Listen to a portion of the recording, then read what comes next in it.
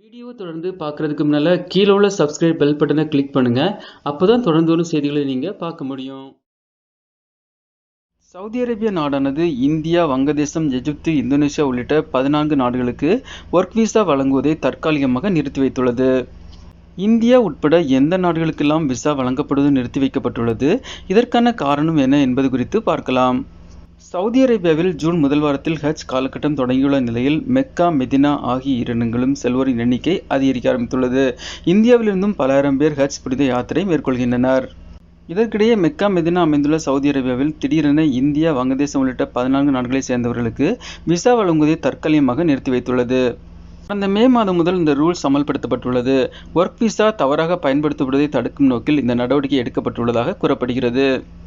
அதேபோன்று உரிய ஹஜ் விசா இல்லாதவர்கள் ஹஜ் யாத்திரை மேற்கொள்வதை தடுக்கவும் இந்த நடவடிக்கை எடுக்கப்பட்டுள்ளது. சவுதியில் ஒவ்வொரு ஆண்டும் குறிப்பிட்ட எண்ணிக்கையில் மட்டுமே ஹஜ் பயணம் மேற்கொள்ள அனுமதி அளிக்கப்படும். ஒவ்வொரு நாட்டிற்கும் குறிப்பிட்ட விசா மட்டுமே ஒதுக்கப்படும்.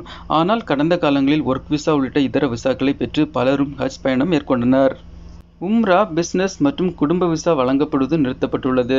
மேலும் பிளாக் விசாவும் நிறுத்தப்படுவதாகவும் அறிவிக்கப்பட்டுள்ளது.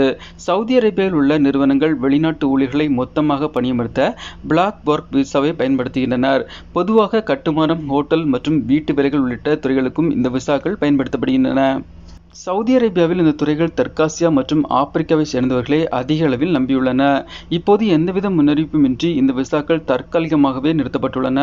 முன்பே குறிப்பிட்டது போல ஹஜ் சீசனில் கூட்ட நெரிசல் ஏற்படாமல் இருப்பதை உறுதி செய்யவே இந்த நடவடிக்கை எடுக்கப்பட்டுள்ளது. அதேபோன்று விசா எப்போது மீண்டும் வழங்கப்படும் என்று சவுதி அரசு இது தொடர்பான அதிகாரப்பூர்வ அறிக்கை எதையும் வெளியிடப்படவில்லை. இந்த தடை எப்போது நீக்கப்படும் என்பது பற்றியும் உறுதியான தகவல் எதுவும் இல்லை.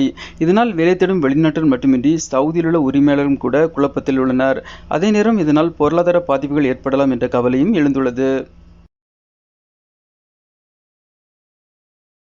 இந்த வீடியோ உங்களுக்கு பிடிச்சிருந்துச்சுன்னா லைக் பண்ணுங்க, சேனலை சப்ஸ்கிரைப் பண்ணுங்க.